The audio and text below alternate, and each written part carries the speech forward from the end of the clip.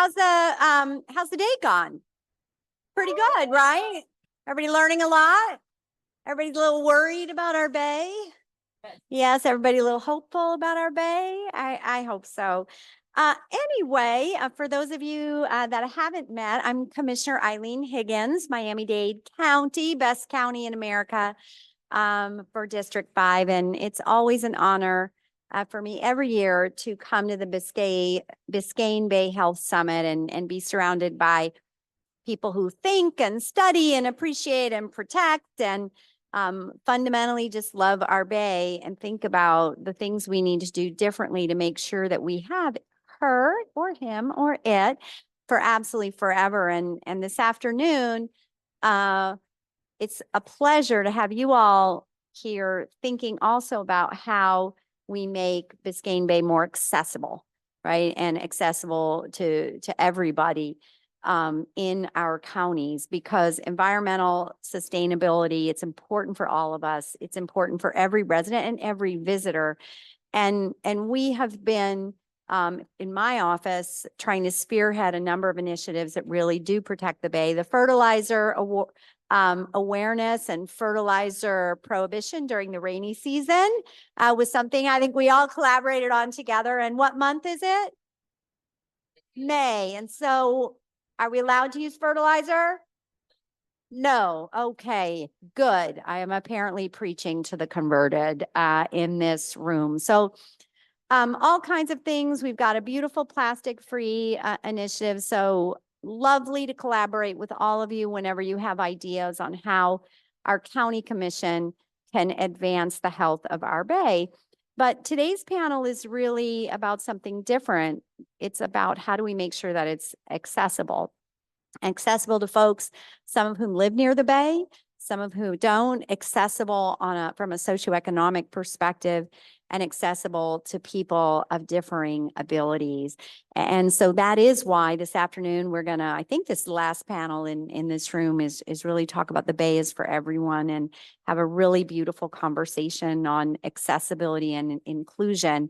And I am very happy I was asked to introduce this panel because a project that we have been working on that is near and dear to my heart is not on the bay side of Miami Beach, but the ocean side of Miami Beach.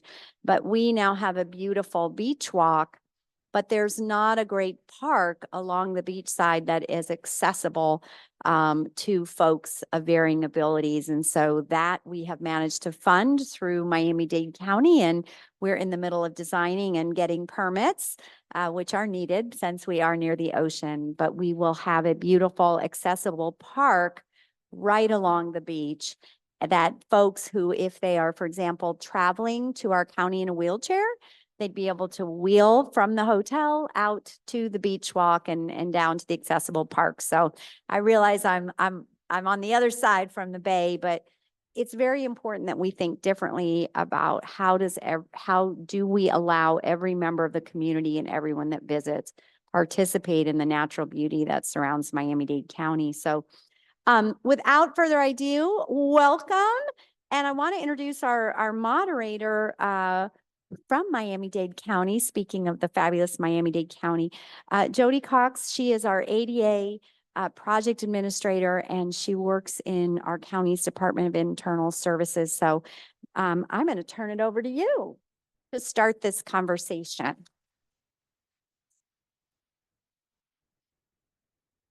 Thank you very much. I'm going to just grab the mic because I'm used to holding a mic rather than having it in front of my face.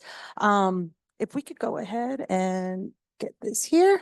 So yes, we have a panel. We actually have a last minute panelist that has joined us today. So what I'm going to do is I'm going to introduce our other panel speakers, and I want to give them an opportunity to share a little bit about the work that they've done, the organization that they're with, in providing access to people of underserved communities, access to Biscayne Bay. As the moderator, I'll start with myself. Yes, I work in the ADA office with Miami-Dade County.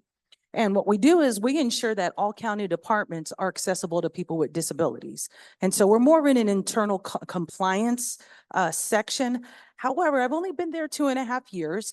Prior to that, I worked 18 years with Miami-Dade County Parks, open spaces. And so I was a recreation therapist there. And what I did was I developed and facilitated programs for people with disabilities all throughout the county. And I am a big water sports lover. I love to paddle. I love to snorkel. And I worked a lot with veterans that have disabilities. And one of the things that we did was a lot of programming on Biscayne Bay. And so we did adaptive kayaking, we did fishing, we did camping, we did snorkeling. And I also ran summer camp programs where I took children with disabilities out into the bay, and we did a lot of the same type of activities, and also worked with our eco adventures within Miami-Dade Parks in, again, educating them on the issues that are related to Biscayne Bay. And so I have a lot of experience working with people with disabilities, all types of disability populations. And so that's where my experience is. However, we have some folks here that have experience working with other underserved groups that I can't wait to introduce them and have them share a little bit about the work that they've done. And so first I'm going to introduce here Kathleen Elliott. If you'd like to go ahead and introduce yourself and tell them about some of your work. Thank you. My name is Kathleen Elliott. I'm the Vice President of Mahogany Youth Corporation. I joined them in 2006. Mahogany Youth teaches kids fishing. We connect them with nature. Fishing is the hook, ha ha ha, that we use to get their attention. And then we teach them valuable life skills. We teach them how to stay in school, out of gangs, off drugs. We go into some of the toughest areas. Robert O'Brien, our director who's back there, founded it in 1994. And we have taken over 10,000 kids to Biscayne National Park. That's that first picture you see up to the left.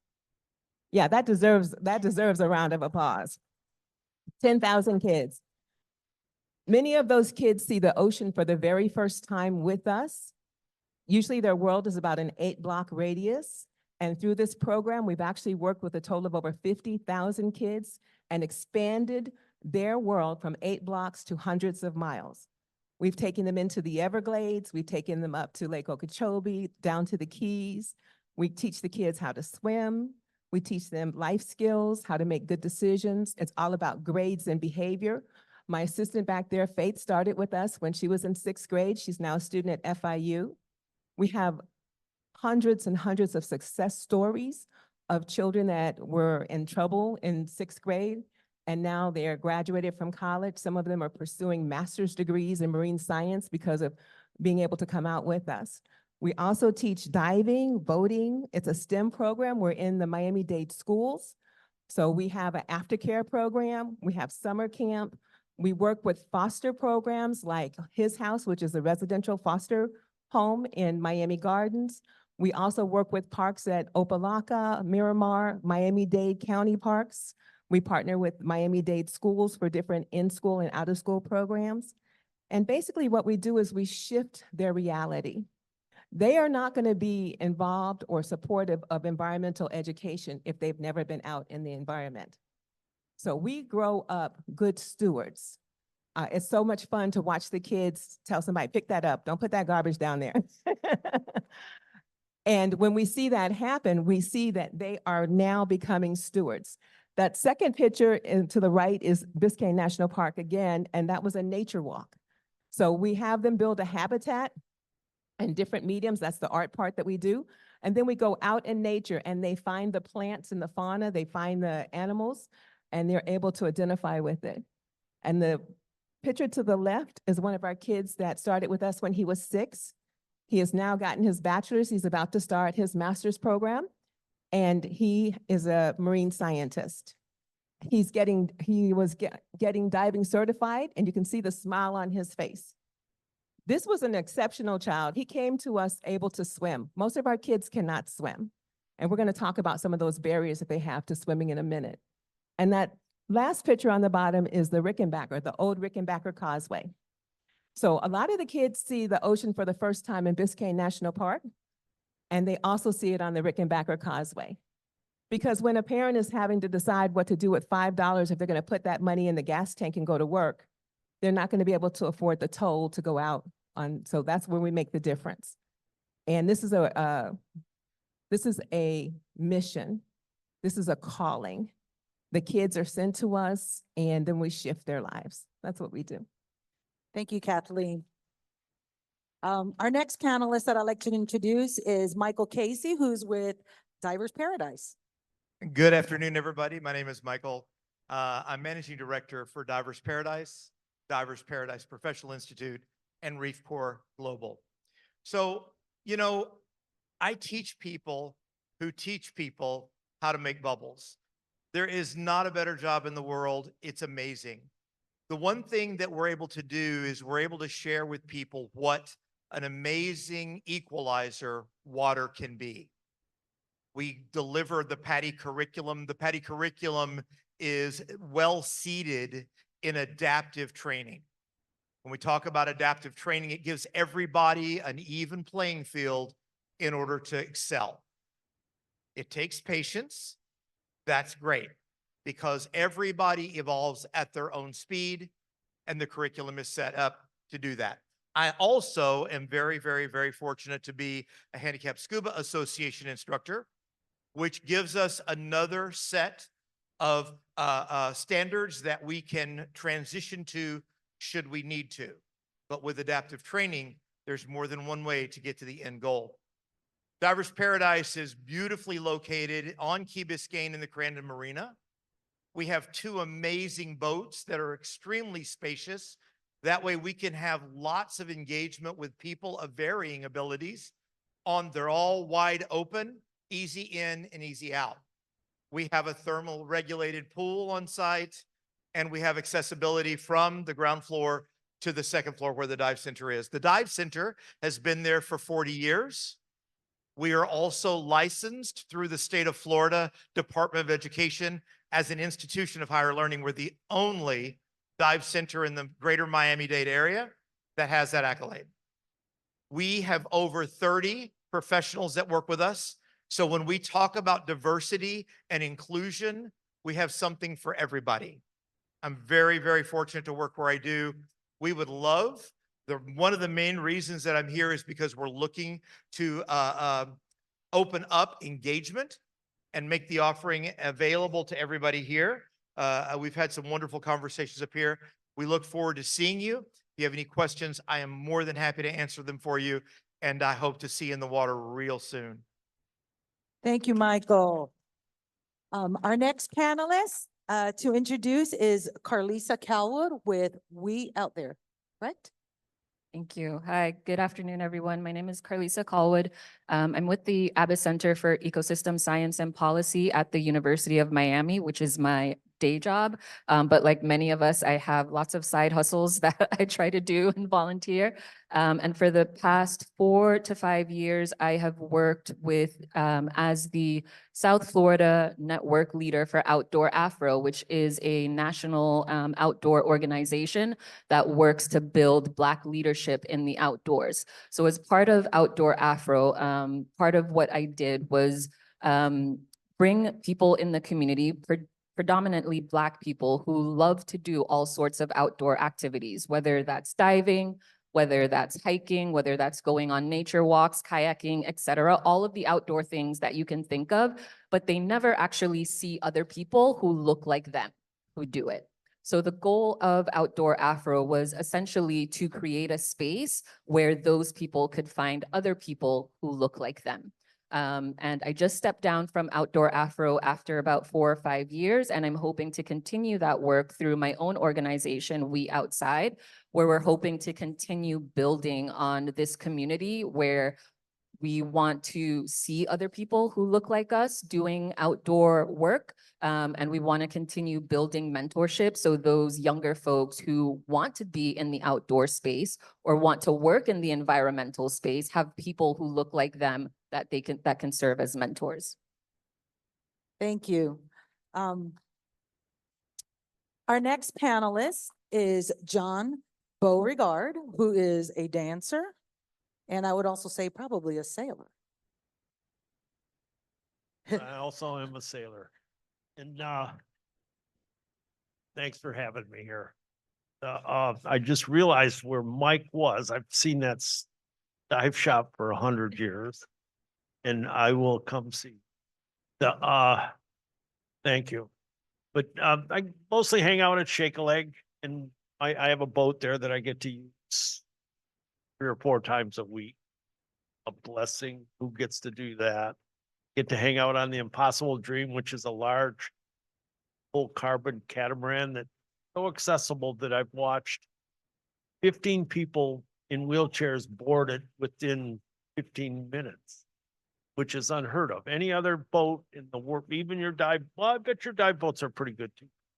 But this is quick. I mean, most boats would take the length of our trip that we would take just to board. Anyway, it works.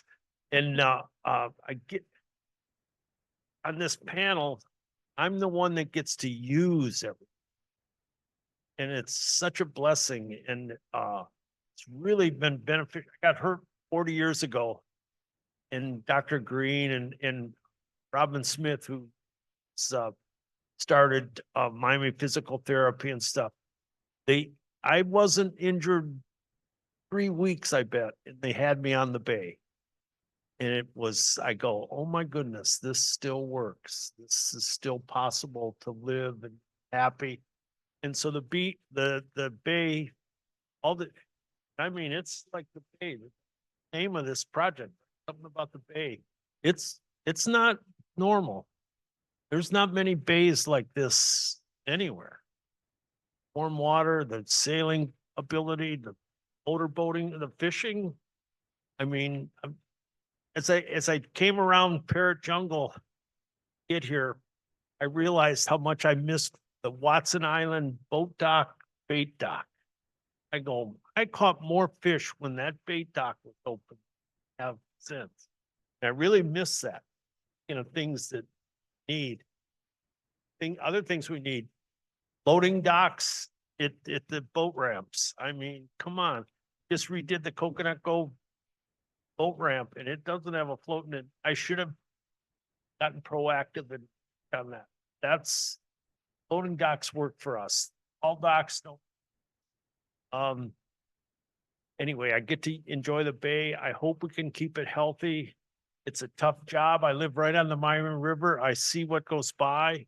I always think that every car, not blaming Hialeah or any particular place, if they dripped 1 drop of oil a week, would pollute that poor river. And then we were talking a bunch today about live across from Dixie, right on the river. For some reason, grocery bags, river, like, attached. I mean, literally, I watch them float. But anyway, that's me, and I love the bay, and I'll do everything I can to keep it healthy, and hope we all can. Great group to work on this project. Thank you, John.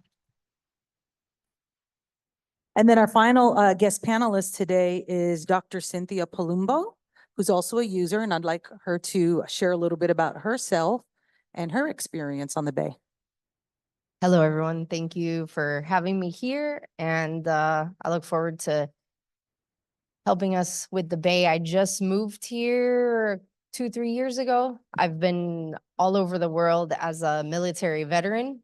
20 years ago this year, I got injured in Iraq, took explosion by an IED, and it's taken me this long to figure out how to live life. And I've gone everywhere trying to figure out, like what John has said, what community is willing to bring me to the area and consider what I have going on to get me out there, like what Kathleen and Carlissa and some of these other people are trying to do. Like, do you think I'm worth it or not? Because I haven't seen in the last 20 years very many people that thought that any of us were worth it. You guys too, not just me, but everybody. I don't see people out there really saying we are worth it, and this is what's gonna come of it. So when I got here to Miami, you know, I really did my best to get involved because I'm a veterinarian. So after I got hit by the bomb, I was like, what else could I do? And I decided to get into medicine because I needed to figure out what to do best for me so that I could do best, like what Kathleen said, stewardship. Stewardship is so important, making sure that children understand why it's important to take care of yourself first so that I'm not throwing trash later. If I put stuff in my face that's healthy for me, it comes out healthy the other end, okay? So, you know, these are very, very important, simple things that we don't think are important at all. And these ladies and gentlemen are up here showing our children these little things are important. Plastic bags, like John said, they go to the river because plastic has electromagnetic static to it. And the water is molecules. That water has high surface tension. So everything wants to go to the water because the water's gonna clean us. That's what the water's for. And if our water is bad, we're just cleaning ourselves with bad water. What's the point? You're putting bad water into your mouth, and eventually down the road, 20, 30 years down the road, that's what everybody else said. Everybody says to me, well, it's not my problem anymore. It's your problem. That's what they say. These are people generations older than me. My grandparents tell me that. It's your problem. Now go fix it. You started that a long time ago. So how do we do that? Like Kathleen and these people up here, our children, education is everything. Getting out on the bay. One of the biggest things I do is I go out and I sail and I paddleboard. And that's because I can get to paddleboarding on my own through the bay. It's very Hobie Beach, and some of those beaches are very short. It's very just naturally accessible. I don't find places that are accessible for me. I have to continue to push myself every day so that I can be accessible for myself. Because if I wait on everybody else, I'm never going to do anything. I'm going to sit in my house. So Team Paradise out on the bay is really wonderful, right next to Shake a Leg, like John was saying, that on the other side. And they take disabled veterans on Thursdays, and then every other day of the week, they spread themselves out to children. They really understand the importance of children and having them out there. You see dolphins out in the bay. Dolphins, I don't think people realize that dolphins are right there. So these things are why we're out there, why it's so important. And my question to you guys is, do you think you're important enough to keep this bay clean? Thank you, Cynthia. And then finally, I want to introduce Sophie Smith, who's joining us today. Sophie, if you can tell us how old you are, where do you go to school? So I'm a sixth grader. I'm 12 years old. I go to Math Academy. I'm part of the Green Champions over at Math Academy. And I heard stories from my brother about what they do there. And I just became obsessed with sustainability. So I have him to thank for that. And I'm really big on accessibility because when I grow up, I want to be a really big advocate for people like me. And so when I get to mix together my two favorite things, it is just very, very, very, very big for me. And being able to do stuff like beach trash pickup and other activities like gardening, for me, that's going to be life-changing. So I'm really happy to be here. Thank you, Sophie.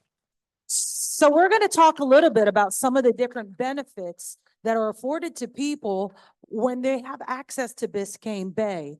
And there's a lot of studies that have been put out there about how outdoor recreation or just getting out into the outdoors can benefit people with disabilities. It could improve their mental health, their social skills.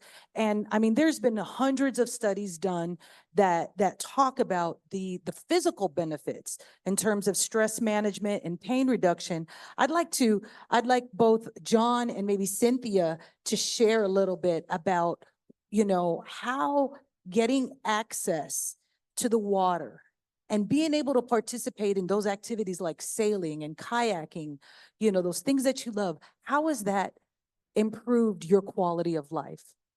John? Well, it's been huge for me.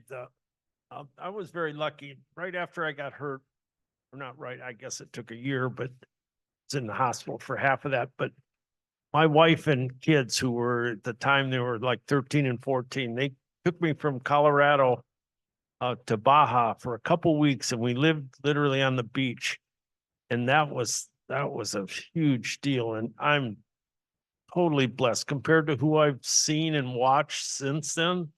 That doesn't happen very often. And I was fortunate enough to have a family that backed me like that. And I have been a very fortunate quadriplegic. I'm been blessed by things like that.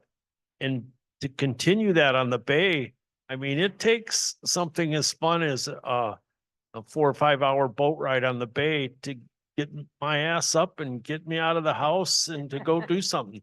If I was maybe going to a movie or something, that's fine. Boy, a real good, exciting boat ride on the Bay is get anybody up out of it. And to see a dolphin, sea turtle, that's we got to do a thing a couple weeks ago where we did a sound healing on that big Possible Dream catamaran. I mean, there was 20 of us on the boat, and it was, we ended up looking for close encounters. I mean, it put us in a whole different place. And what an opportunity. Very few people get to experience something like that, let alone us disabled people. Cynthia? Real quick, remind me the question. Traumatic brain How injury. has your Quality. quality of life improved being able to access the Bay and being able to enjoy those activities because they've been made accessible to you? Right.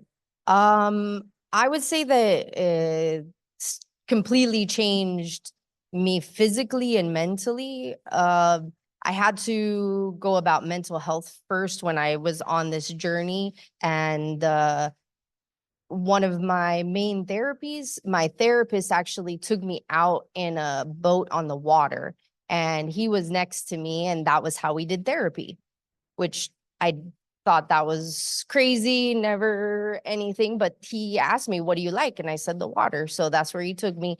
And we did that for 6 months to a year.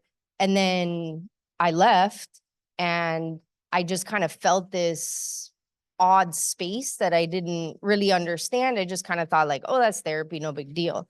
Well, as I went down the road, I found myself moving to Colorado, but driving 20 hours to the water in California. So I was like, well, I think the water's pretty important to me. So they've given me medicine. They're trying new research. They don't know anything about traumatic brain injury. They don't know anything about traumatic brain injury with spinal cord injury on top of those things. So they don't know what kind of medicine works for me. And the only thing any of us have found out is outside. If I get outside, it distracts me. It gives my brain a different type of stimulation.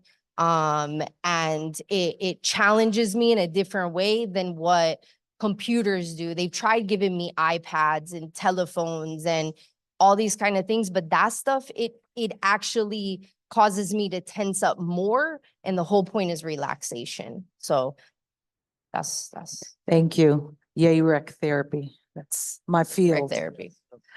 Another benefit is that, you know, we're able to cultivate environmentalism.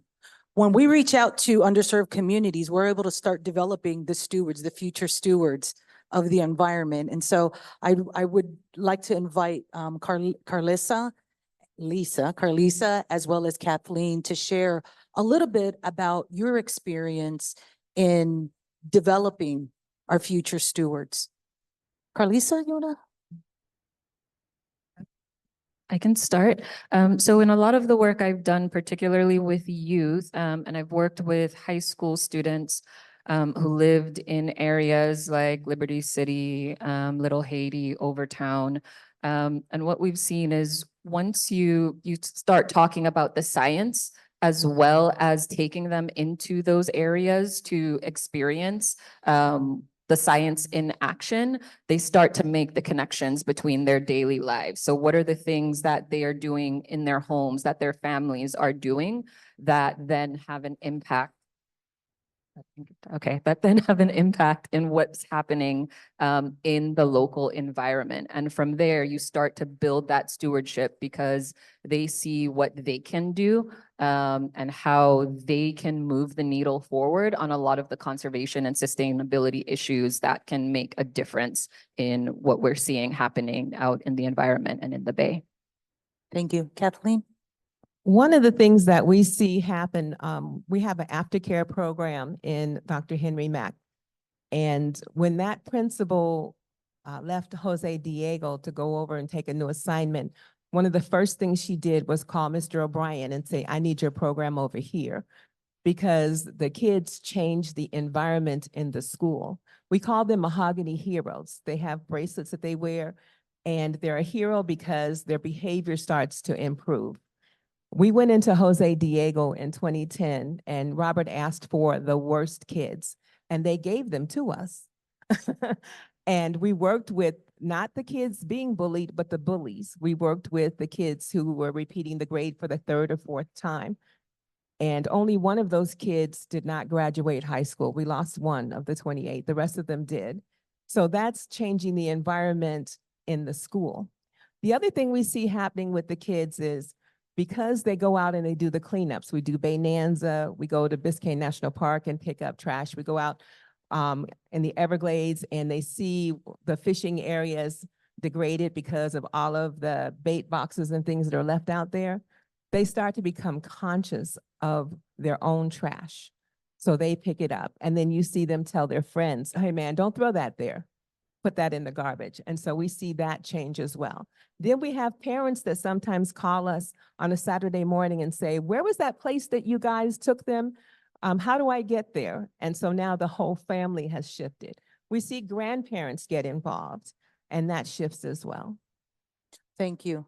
I'm just going to mention really quick, and maybe one of you can share an example, either Carlisa or Kathleen, how also it can maybe open up doors for academic or even employment opportunities when we're reaching out to some of these underserved or minority groups that maybe might not have that opportunity, you know, to experience the Bay.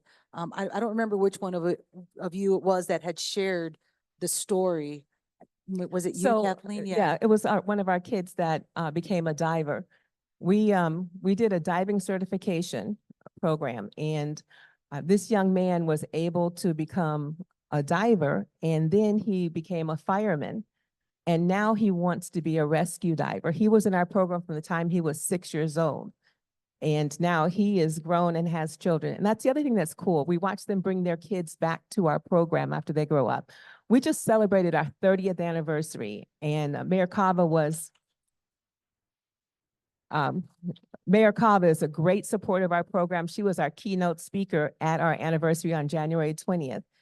And Mr. O'Brien started this because he saw kids coming into the prison system where he was a drug counselor at the age of 12 and 13 with 10-year sentences. And he wanted to try to stop that. And the kids that come and work in our program, they shift their mind. Now they look for marine science. How do I become a scientist? How do I get a job? I need to not sell drugs. I need to not get in that stolen car. Those are the things that shift for them. They start to have critical thinking skills.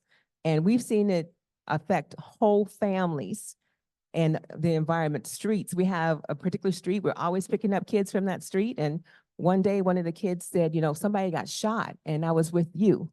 And that's why I didn't get shot. And so that's what we see changing. Thank you. So let's talk a little bit about some of the different barriers that the underserved populations are facing. I'm gonna cover some of the topics here, and then I'll invite some of you all to share. But when we talk about accessibility, we need to consider physical accessibility. And usually that's one of the first things that comes to mind for folks, is thinking about those individuals maybe that might use a walker or use a wheelchair.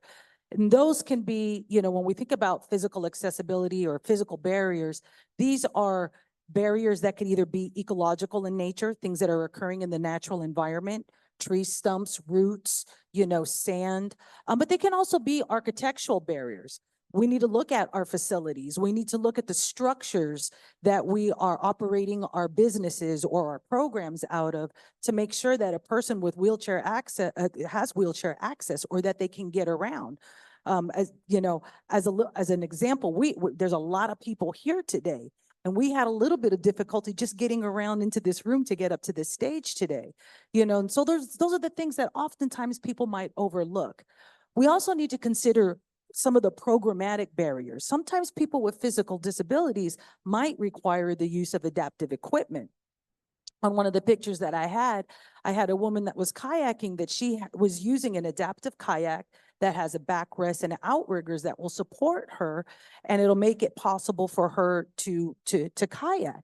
And there's a lot of adaptive equipment out there that people just don't know about that can make getting to the bay much easier. There are mats that are safe for the environment that can be rolled out, that you can use so that a person with a wheelchair can roll right up into the water. There are transfer benches that are available so that a person that is in a wheelchair can easily transfer into a kayak. So there's a lot of adaptive equipment that's out there, but it's expensive a lot of time for the consumer to afford. And so we look for opportunities where, who can provide that type of equipment. Thankfully, we do have a couple of organizations in our community that do, but that really restricts them to using only those organizations. Okay. And again, I do want to shout out to some of those organizations that have made it possible for people with physical disabilities and other types of disabilities to access the Bay, like Shake a Leg, like Miami-Dade Parks Recreation and Open Spaces and Eco Adventures, that they have a means that you can request an accommodation, like Team Paradise, that they are providing sailing opportunities, like Divers Paradise, that has this accessible pool and his facility is 100% accessible. We need to start thinking about that so that we're welcoming people. But it doesn't affect people with physical disabilities alone, but think about the information that you're sending out there. If you're inviting people, if you're going to do some sort of educational seminar, how are you reaching other communities? How are you reaching the Hispanic community and those that are Spanish speakers, or the Haitian community that speak Haitian Creole? What about individuals that are blind or that are deaf? Do you know how to go about procuring the services or making those services available so that when you're putting information out, they have equal access to that information as well? Have you thought about that when you're advertising on your social media pages, on your Facebook page or on your Instagram? Do your videos have captions, or do they have an audio description that's telling a person that's blind what is going on so that they can have the same experience that you and I would have when we're trying to obtain information? If not, think about, who do I need to connect with? Okay. And I'll be more than happy to share information with you all after the presentation today and connect you with some of those groups. Think about, even if they need that, is there a way for them to request that information? Do you let people with disabilities know that they're welcome to participate in your programs? And then again,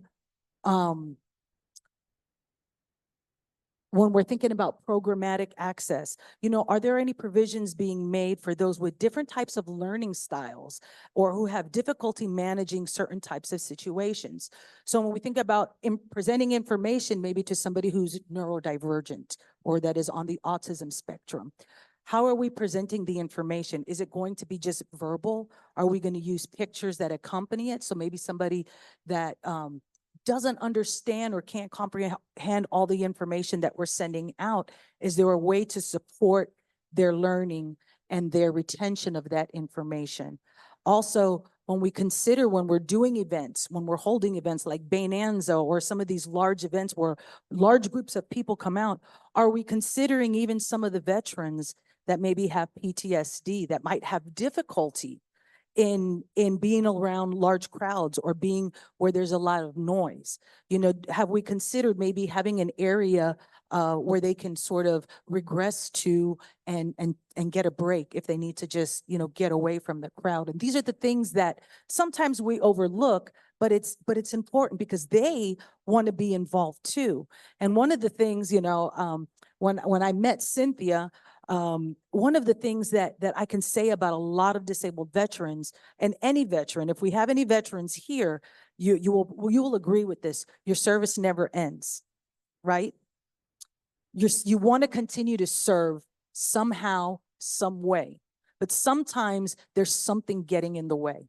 And that could be a disability, a physical disability, or maybe, you know, again, somebody that is struggling. And so we need to consider how we can incorporate them as well and make provisions or accommodations so that they can participate in whatever it is that we have to offer. So let's talk a little bit about some of the other barriers. And I wanted to touch on the financial. And, you know, I'm going to ask Kathleen to share a little bit about this.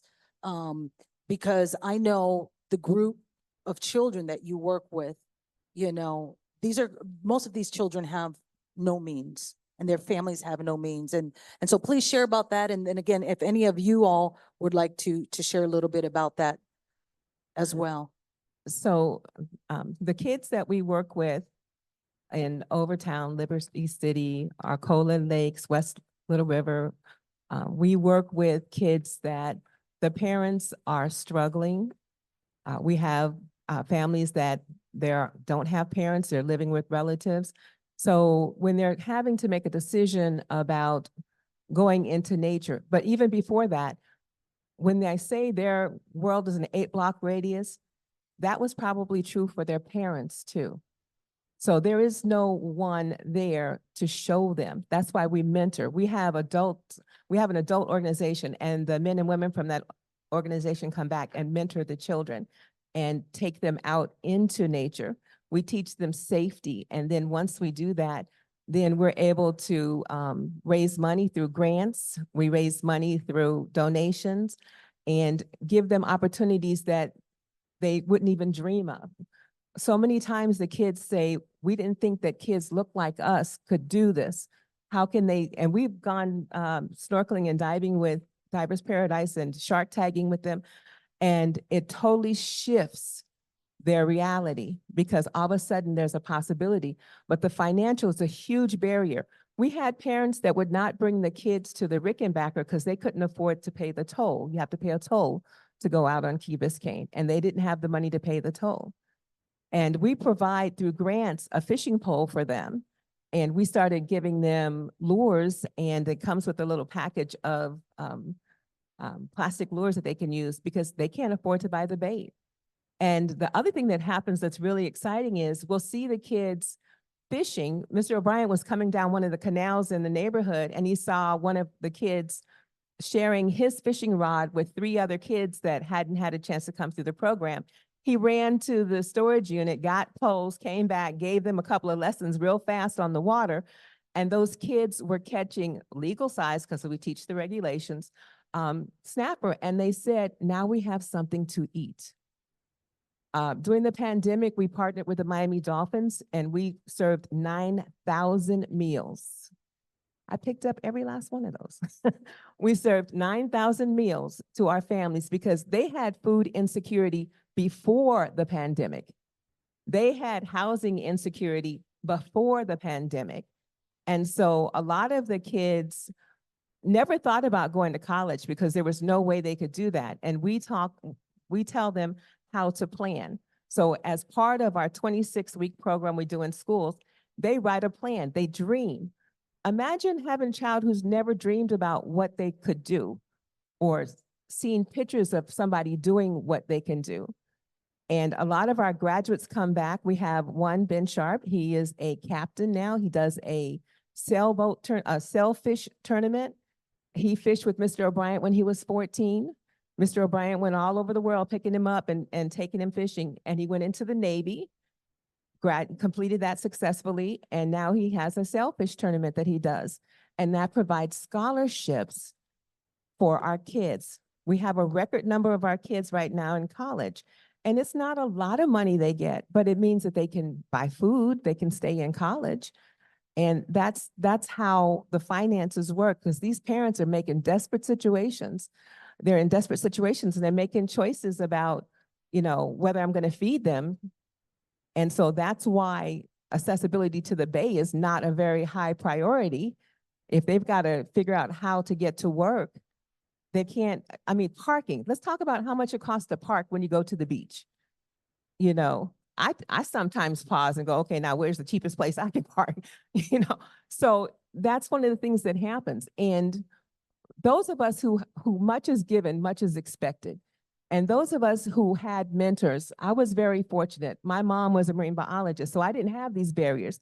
And when I see these kids that don't even have dreams, and they come into the program, they start to build dreams, and they start to think about, like, how do I go to school? How do I get into a better situation? How can I then help somebody else? That's part of the barriers that they have to overcome. Thank you. I'm going to skip the next slide, and I want Carlisa maybe to share a little bit about some of the psychological barriers. And just to mention that a lot of times we put up sociological barriers. It's really developed by our own attitudes and our behaviors, the stigmas and the stereotypes that are formed when we don't understand and we don't know, people that are not like us. And so that can eventually affect the user, and those could translate into different types of psychological barriers that are formed. And so Carlisa, if you can share a little bit about what some of the folks that you've worked with, what they've experienced, and you mentioned it when you're doing something and it's, you don't see people that look like you. So I think one of the reasons we often don't see certain underserved and underrepresented groups in many of these outdoor spaces, it's not always because they can't afford to be there. Many times they can afford to be there, but they don't feel welcomed in those spaces. So a lot of times, even today, I've heard people talk about inclusion when what they really meant was diversity. So they're getting bodies into the room, but inclusion is about creating welcoming spaces, right? It's not an input, it's an output. We do all of these other things so that we can get to this output of inclusion. And that includes understanding different cultures, like having that piece of cultural competency to know why someone may not want to get their hair wet, right? It includes seeing people who look like you in those spaces. It includes having a variety of different types of activities. And that's the same for not only differing abilities, but for people who may not have had the same experiences or maybe new to something. How do you ease them into these things, right?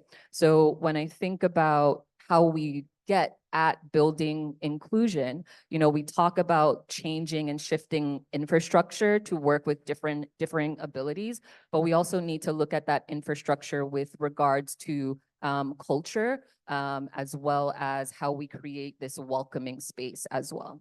Thank you. So we are running out of time.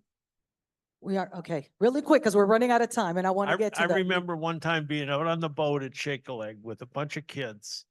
Meredith was with us.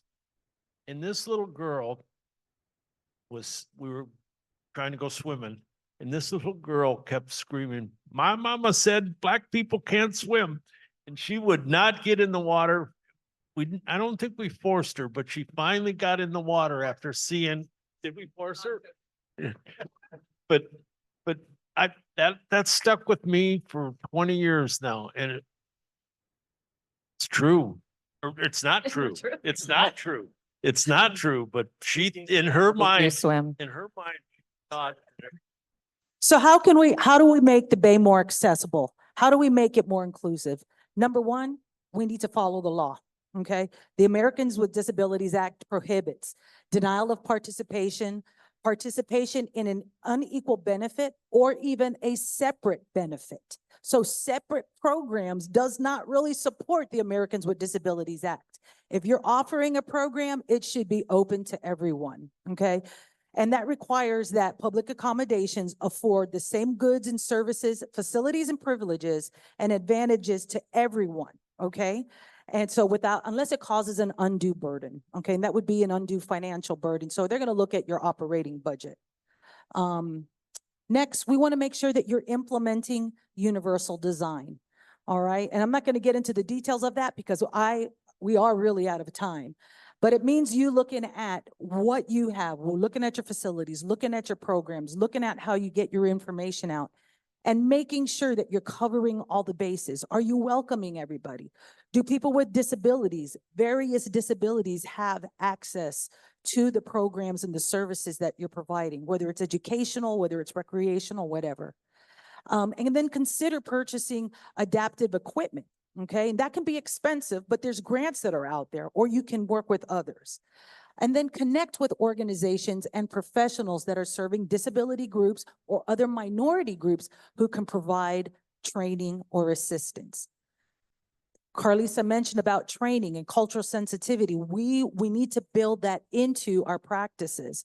We need to make sure that we are training ourselves and the employees that we have how to appropriately interact with people with disabilities. And we also need to learn how to adapt and modify activities and programs for people that have a disability. And there's people out there like myself that are willing to provide that type of training at no cost. Finally, we want to make sure that we're engaging with the underserved populations. Consider how you can bring the Bay to them. Get out into those communities and bring your programs, your educational programs, your stewarding programs, your nature programs, whatever it is that you have to offer, bring it out to them. Because that's going to begin to create that bridge between you and that community, and it's going to begin to build and establish trust. All right.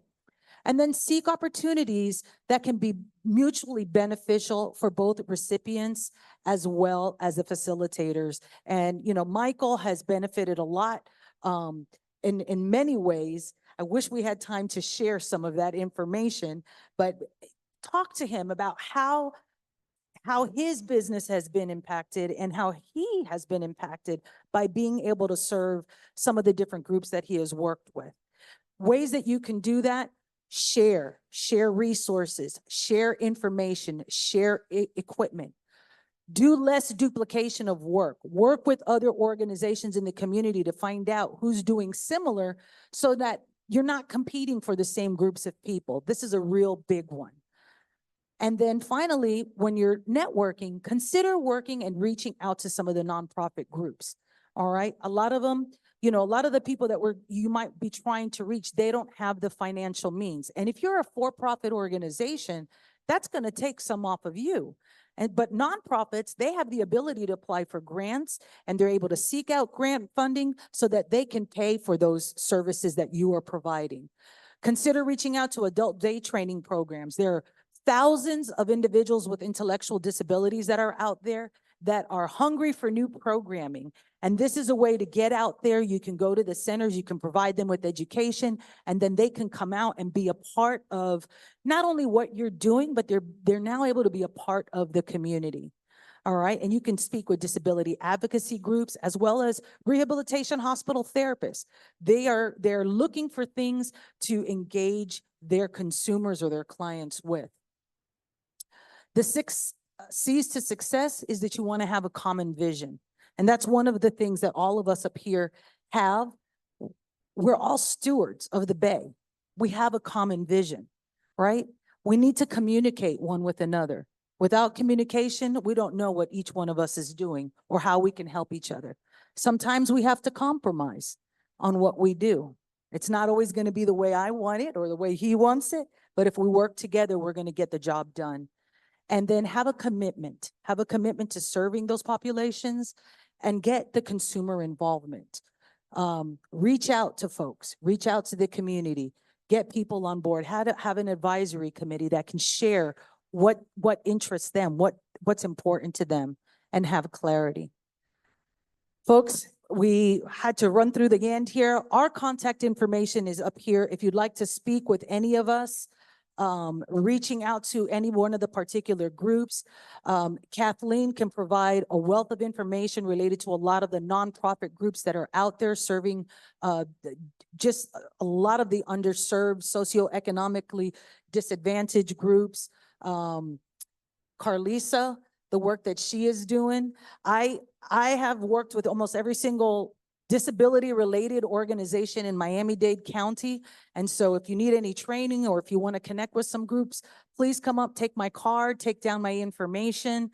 I'd love for, as we're kind of wrapping up, maybe Sophie can share just a little bit about what she's done, because this all circles back around as to why we're doing what we're doing. So as me being part of the Green Champions, I like to provide my perspective on things because as of right now, I am the only middle schooler and disabled person on the Green Champions. So I love to give my perspective, and I definitely it does have its challenges like getting the accommodations for me, but I feel like I'm not only learning things myself, but also teaching others around me. So I love it. And young lady, I think you have a future in public speaking. So, so thank you all. If you have, does anybody have any questions? I know we're kind of, yes.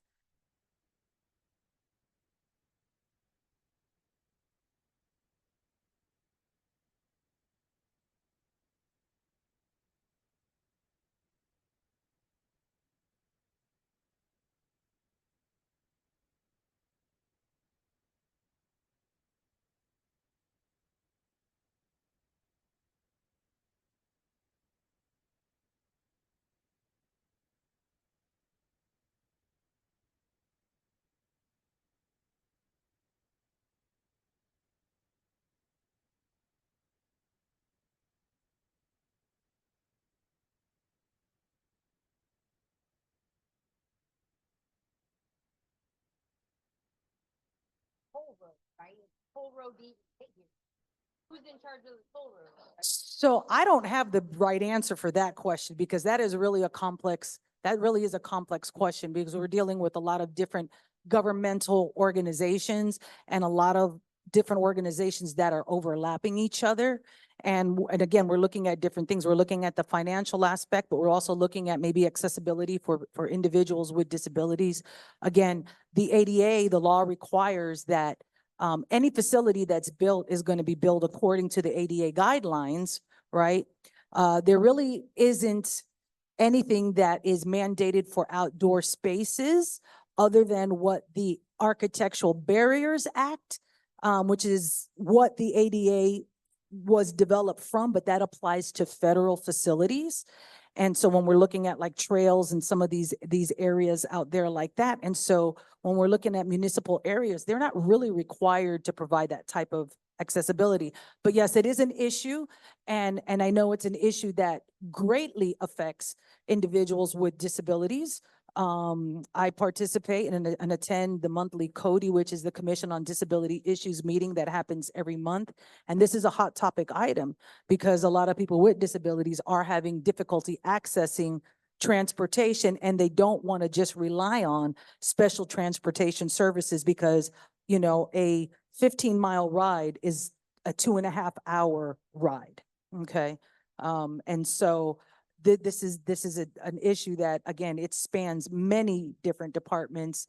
And yes, I would love somebody to raise those issues up with our different commissioners, because our office can only say so much, but again, it's the constituents, the consumers out there, it's the public that's going to need to raise the voice and raise the issues up. Anybody else? Okay, question for Sophie. What environmental projects are you excited about, Sophie? I love energy efficiency, probably because of my brother, because he's part of the committee. But I love anything that has to do with solar, especially since we live in Miami and there's a lot of energy to harvest since it's hot and sunny out here. So definitely anything with energy efficiency. All right, thank you. Anyone else? That's it. Please feel free to come and get our information. We'd love to share. It can't happen unless, again, we're sharing information. So thank you all for the opportunity. And we're really glad that we were able to come and bring this important topic to the summit this week, this year.